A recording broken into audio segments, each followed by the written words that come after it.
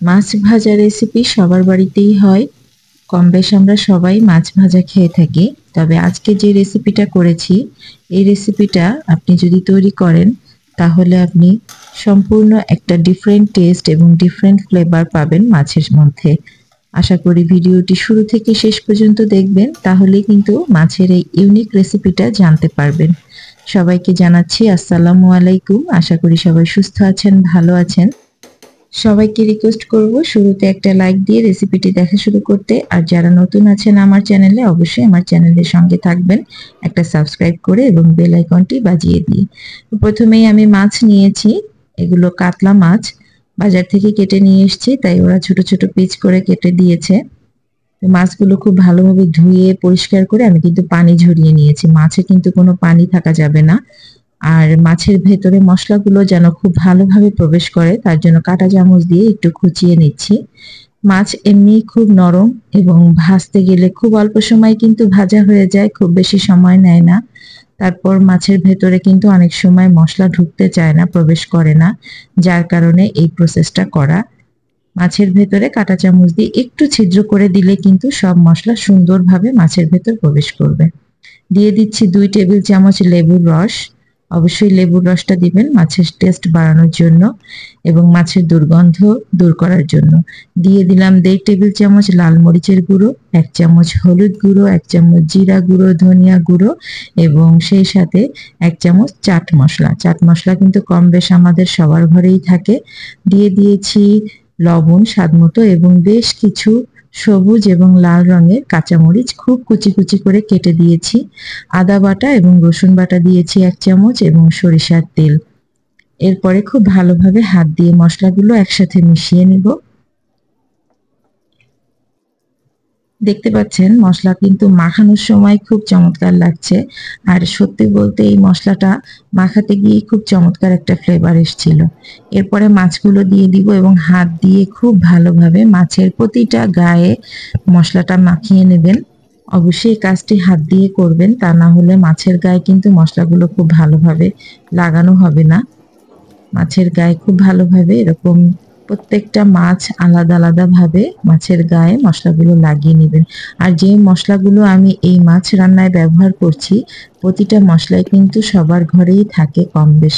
এখন এই মশলাগুলো খুব ভালোভাবে মাখিয়ে আমি মাছটাকে মেরিনেট করব, কিন্তু মাছ মাখাতে মাখাতে মনে হয়েছে আমি একটা মশলা বাদ দিয়ে দিয়েছি, সেটা হচ্ছে সরিষা বাটা। এখানে আমি সরিষা বাটা নিয়েছি 2 চা চামচ।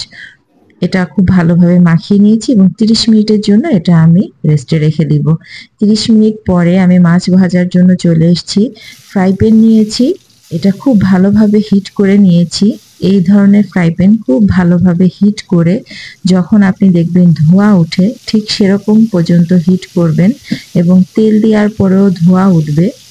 এরকমভাবে হিট করে আপনি যদি মাছ ভাজেন, একটা মাছও ভেঙে যাবে না এবং খুব চমৎকারভাবে মাছগুলো ভাজা হবে।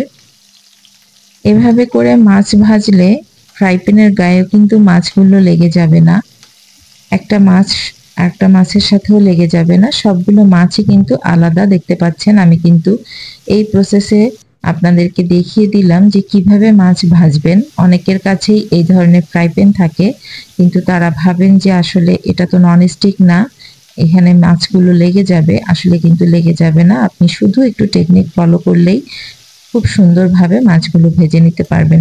দেখতে পাচ্ছেন মাছগুলো কিন্তু আমি এক পাশ ভালো করে হওয়ার পরে অপর পাশ উল্টে দিয়েছি এবং এভাবেই প্রতিটা মাছ খুব ভালোভাবে একটু লালচে করে একটু ভেজে নেব। যেহেতু এই মাছটা মশলা হবে না, অর্থাৎ গ্রেভি দিব না, এই মাছ ভাজা এভাবেই কিন্তু খেয়ে ফেলবো, যার কারণে এই মাছটা এখানে ভালোভাবে ভেজে নিতে হবে।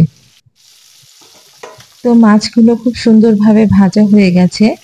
এই যে মাছ আমি এখন তুলে নিব। আমি একটু আপনাদের কাছ থেকে দেখিয়ে দিচ্ছি আমি কিভাবে মাছটা ভেজেছি। একদমই লালচে করে সুন্দর এপিট ওপিট করে আমি ভেজে নিয়েছি। এখন যেটা হবে, আমি বলেছি গ্রেভি দিব না, কিন্তু আসলে এখানে কিছু পেঁয়াজ যাবে, কিছু মশলা অ্যাড হবে। আমি বেশ কিছু পেঁয়াজ কুচি দিয়েছি, চাইলে আপনি আরেকটু বাড়িয়ে দিতে পারেন। সেই সাথে দিয়েছি কাঁচামরিচ কুচি। আর অবশ্যই আমি এই মাছটা কিন্তু সম্পূর্ণ রান্নাটা সরিষার তেলে করেছি, আপনারা চাইলে সয়াবিন তেল ব্যবহার করতে পারেন, তবে সরিষার তেলে কিন্তু রান্নাটা বেশ ভালো লেগেছিল। পেঁয়াজ এবং কাঁচামরিচ একটু নরম হওয়া পর্যন্ত ভেজে নেব, বেশ একটু নরম করে নেব, তবে এটা একেবারেই লালচে করে নেব না, তবে পেঁয়াজটা নরম হবে ঠিক এরকম পর্যন্ত ভেজে নিব। পেঁয়াজটা ভালোভাবে ভাজা হয়ে গেলে মাছ ম্যারিনেট করে রাখা যে মশলাটা ছিল আমি সেই মশলাটা দিয়ে দিচ্ছি, অর্থাৎ মাছ ভাজার পরে এই মশলাগুলো কিন্তু ছিল, সেই মশলাটাই কিন্তু আমি এখানে ব্যবহার করেছি। এই মশলাটা দিয়ে একটু ভালোভাবে ভেজে নিব। এই মশলার ভেতরে যত কাঁচা গন্ধ আছে সেই গন্ধটা চলে যাওয়া অবধি আমি খুব ভালোভাবে মশলাটা পেঁয়াজের সাথে মিশিয়ে ভেজে নেব বেশ কিছু সময়। মশলা ভাজতে ভাজতে আরেকটু টিপস দিয়ে দিই, মাছ ভাজার সময় মাছের গা থেকে মশলাগুলো যতটা সম্ভব ছাড়িয়ে নেবেন, তাহলে কিন্তু আপনার তেলটা কম পুড়ে যাবে এবং মাছটা খুব সুন্দরভাবে ভাজা হবে। তো পেঁয়াজ ভাজতে ভাজতে এখানে আমি 1 চা চামচ গোলমরিচের গুঁড়ো এবং 1 চা চামচ চিলি ফ্লেক্স দিয়েছি। এটা কিন্তু খুব চমৎকার একটা টেস্ট নিয়ে আসবে। চিলি ফ্লেক্সের ভেতরে যে মরিচের দানাগুলো থাকে এগুলো যখন আপনার মুখে পড়বে তখন কিন্তু বেশ ভালো লাগবে, আর গোলমরিচের ফ্লেভারটা কিন্তু মাছের সাথে খুব ভালো যায়। আর এই মাছ রান্নাটাতে কিন্তু ঝালের পরিমাণ একটু বাড়িয়েই দিতে হয়, একটু বেশি করে ঝাল দিলে এই ধরনের মাছ ভাজা খেতে বেশি ভালো লাগে। তবে বাচ্চাদের ক্ষেত্রে যদি তৈরি করেন অবশ্যই ঝালের পরিমাণ কমিয়ে দিবেন।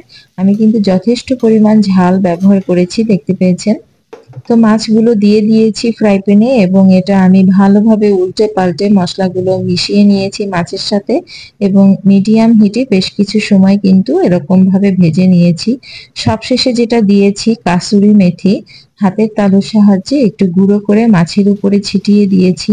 এই কাসুরি মেথি দেওয়ার পরে কিন্তু আমি চুলার আঁচ বলতে পারেন বন্ধই করে দিয়েছি, কারণ এই কাসুরি মেথি দেওয়ার পর যদি আপনি খুব বেশি হিট করেন কাসুরি মেথির যে একটা ফ্লেভার সেটা কিন্তু নষ্ট হয়ে যাবে, সেটা মাছের সাথে আর খুব বেশি ভালো লাগবে না। যার কারণে আমি চুলা বন্ধ করে দিয়েছিলাম এবং কিছু সময় চুলার উপরে রেখে আমি এটাকে সার্ভিং ডিশে তুলে নিয়েছি। যদি হাতের কাছে কাসুরি মেথি না থাকে তবে ধনিয়া পাতা ব্যবহার করতে পারেন, ধনিয়া পাতার ফ্লেভারটা কিন্তু চমৎকার আসবে এই মাছের সাথে। আশা করি ভিডিওটি সবার ভালো লেগেছে, আর ভালো লাগলে অবশ্যই সব সময় আমার চ্যানেলের সঙ্গেই থাকবেন। সবাই সুস্থ থাকবেন, ভালো থাকবেন। আল্লাহ হাফেজ।